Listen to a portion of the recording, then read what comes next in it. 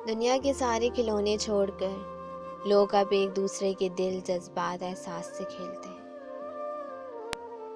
मुसलसल अहमियत देने के बावजूद भी अगर रिश्ते बेकदरे और बेमिजाज रहें तो कोई मलामत नहीं। तब रहने की बेहतरीन जगह हदूद है। मैंने ज़िंदगी को आसान बना लिया, ज़र्फ़ को वस्त कर लिया।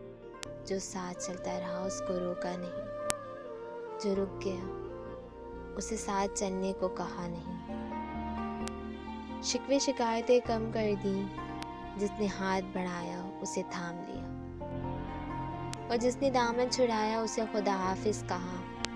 उससे वजह तक ना पूछी, को से उम्मीद लगाना छोड़ दी, मिलना जुलना कम कर दिया। ख्वाहिश मुख्तसर हो गई और इस तरह जिंदगी आसान हो गई। किसी का जुल्म और ज्यादती बर्दाश्त करना सब्र होता है, लेकिन अपनी बेइज्जती करवा के चुप रहना अपने ऊपर जुल्म होता है।